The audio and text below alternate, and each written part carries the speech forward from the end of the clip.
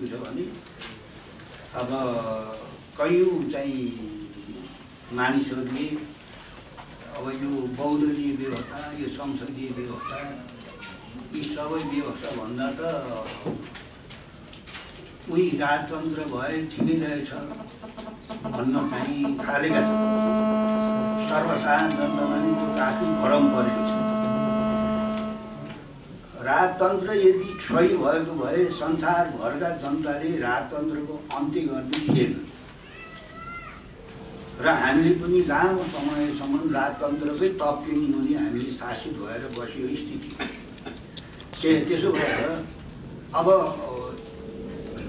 समस्या के छ भने तपाईँ चाहिँ नि कतिपय ठुला क्रान्ति भइसकेपछि पनि त्यो जुन संरचना हो त्यो संरचना नबदलिकन अब विशुद्ध तपाईँ चाहिँ एउटा आन्दोलन हुन्छ, परिवर्तन हुन्छ, मान्छे उनी हुन्छन्, प्रवृत्ति उही हुन्छ, जनताले परिवर्तन हुँदाखेरि तपाईँ चाहिँ नि अब ठुलो आशा आकांक्षा राखेका हुन्छन्। अब त्यो संरचना उस्तै, आर्थिक स्थिति उस्तै, धार्मिक स्थिति उस्तै, सांस्कृतिक स्थिति उस्तै।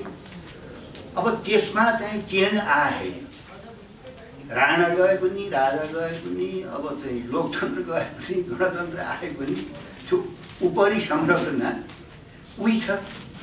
त्यसो भएर चाहिँ नेता बदलिन्छन्, मन्त्रीहरू बदलिन्छन्, राष्ट्र प्रमुख, सरकार प्रमुख बदलिन्छन्। अधिरचना भन्छ नि संरचना।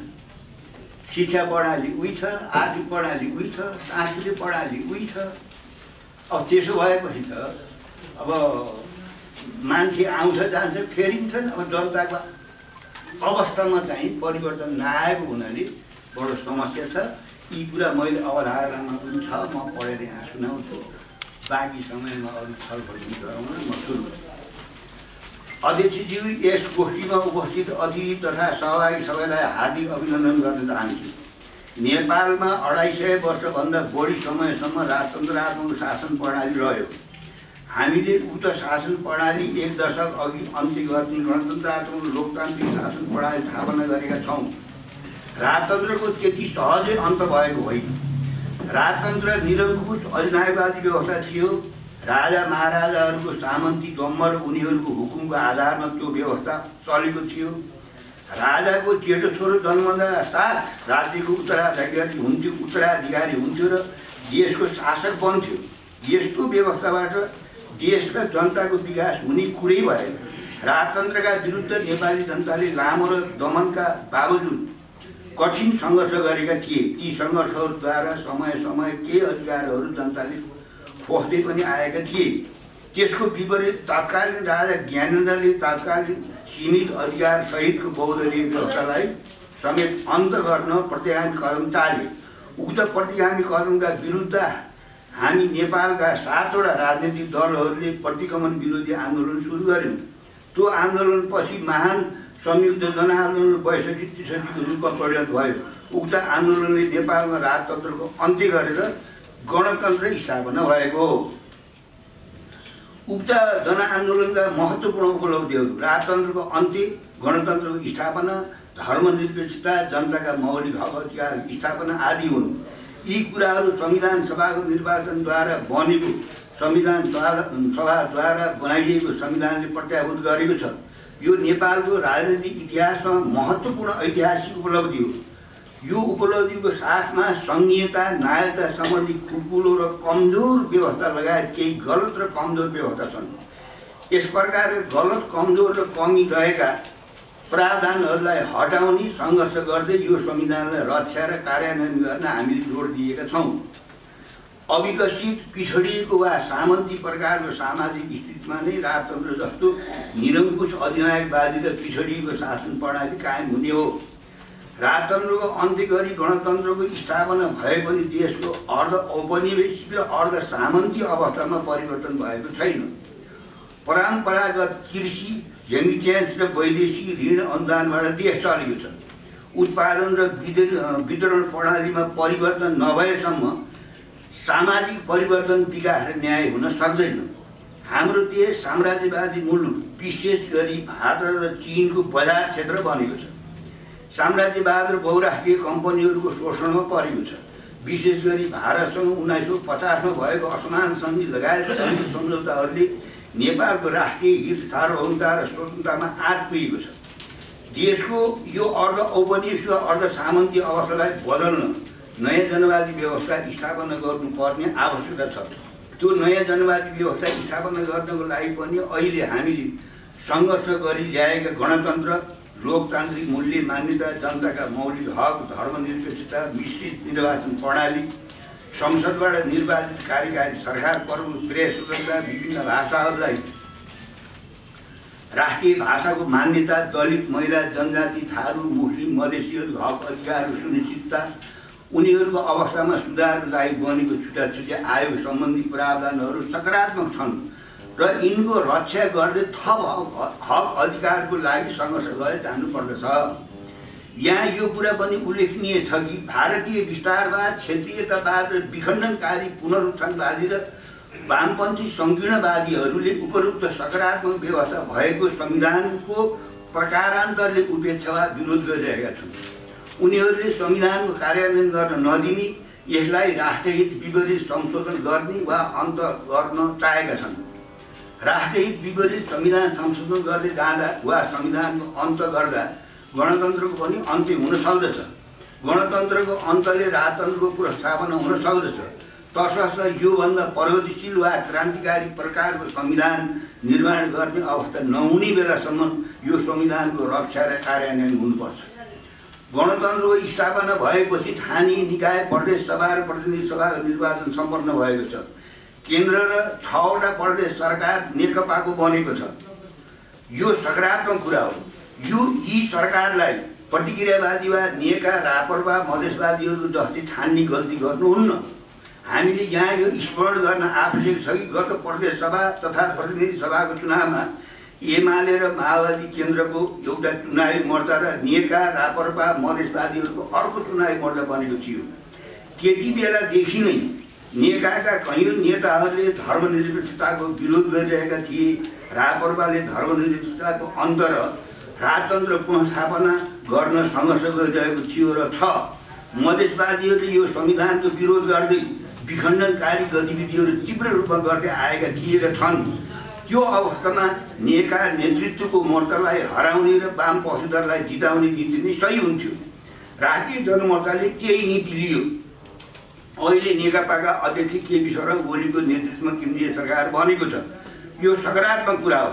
तर यसमा पछि मधेसवादी दललाई समावेश गरिएको छ। त्यो आवश्यक थिएन र सही पनि छैन। हामीले यो सरकारलाई समर्थन गरिरहँदा यो कुरा पनि साथमा ध्यान राख्नुपर्छ कि एमाले र माओवादी केन्द्र मिलेर बनेको नेकपाको चरित्र ढुलमुल अवसरवादी सम्झौताप्रस्त छ।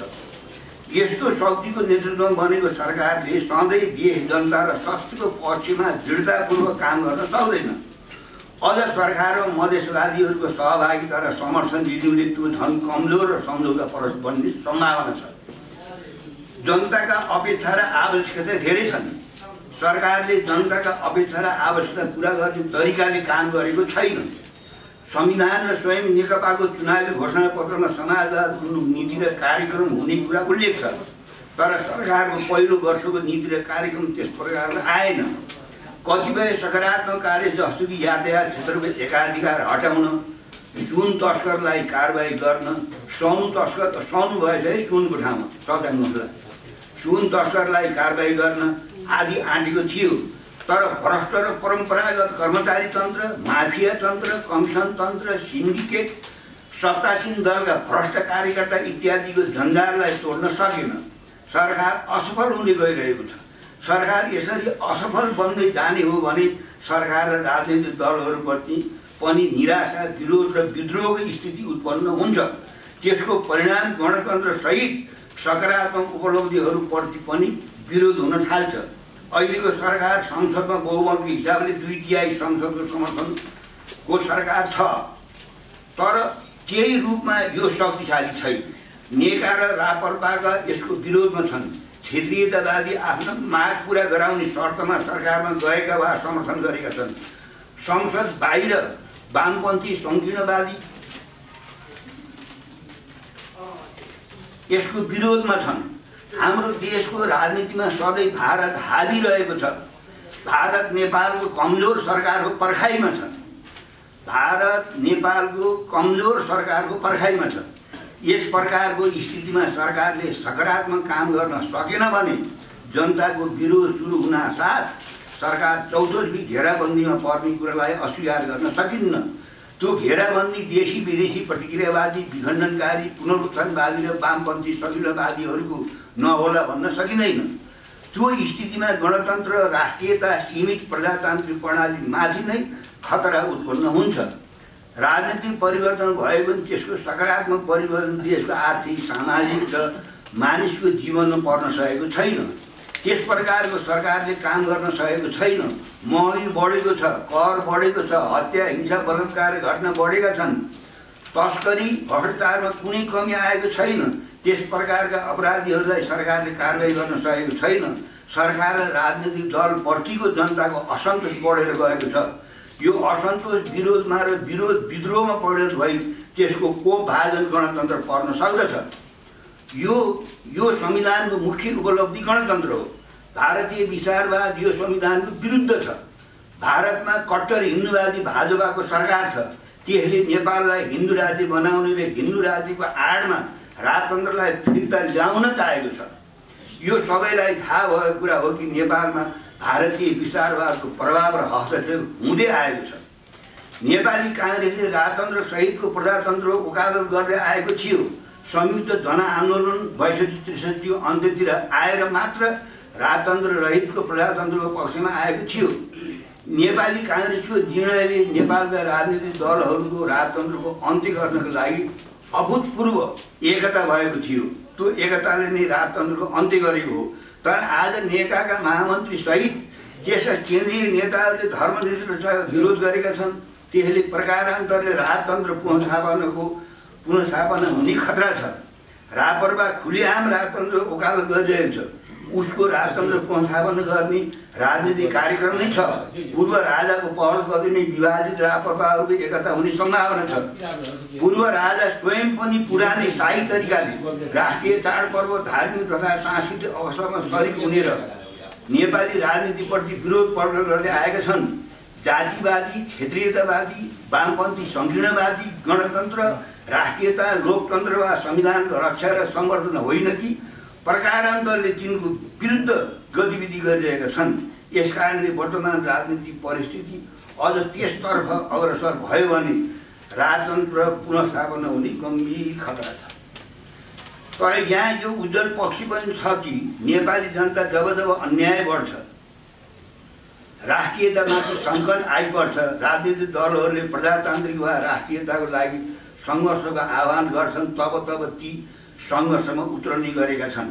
त्यसकारण राजतन्त्र सामन्तवादको राजनीतिक सत्ता जुन विश्वभरबाट समाप्त हुँदै गएको छ, युगले छोडेको र निरङ्कुश अधिनायकवादी व्यवस्थालाई नेपाली जनताले पुनर्स्थापना हुन दिने छैनन्। हामीले राजतन्त्रको पुनर्स्थापनाका आधार र त्यो खतराका विरुद्ध जनतालाई सूचित र सचेत गराइरहनुपर्छ। धन्यवाद।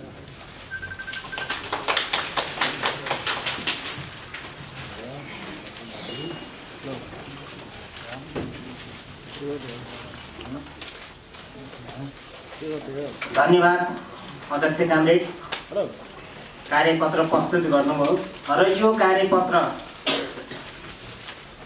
बारेमा र आफ्ना विचार राखिदिनको लागि म नेकपा क्रान्तिकारी माओवादीका पोलिट ब्युरो सदस्य कामरेड दिनेश शर्माज्यूलाई हार्दिक अनुरोध गर्दछु।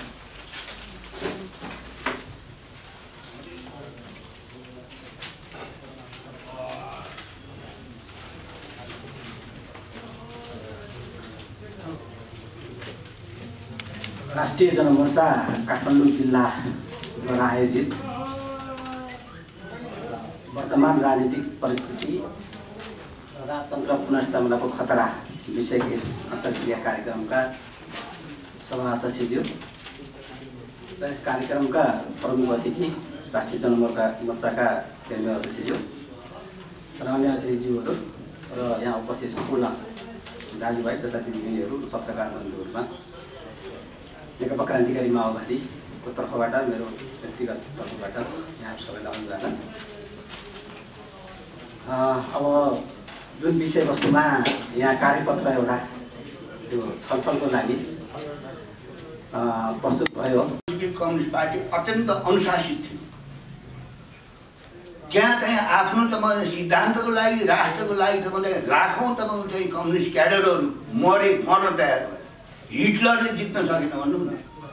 त्यस कारणले अब त्यो परिस्थितिलाई हेरेर त्यसको उदाहरण दिएर झापाको तपाईँ चाहिँ सुरुवात कसरी भएको थियो? विशुद्ध नक्कल थियो।